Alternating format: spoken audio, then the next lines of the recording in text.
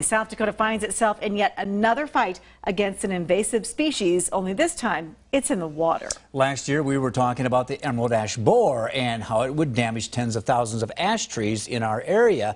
Now it's the Asian carp that's invaded several bodies of water. The fish were first spotted in Vermilion along the Missouri River. That was back in 2005. Since that time, they've also infested the James River at Yankton and migrated all the way into North Dakota. The jumping carp, as a lot of people like to call them, have also been spotted in the Vermilion and Big Sioux Rivers and even Split Rock Creek.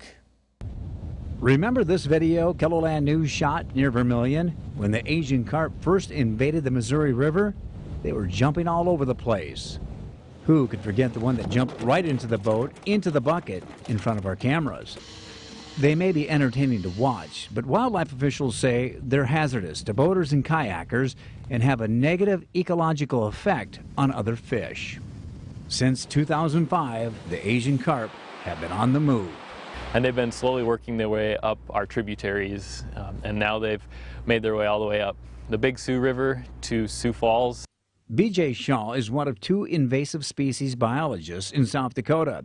He says the Asian carp have made it up the river as far as Falls Park, and that's probably where they'll stay. With the volume of water that was moving, it was going to be really unlikely that the fish would actually be able to swim through that current and make their way up the falls.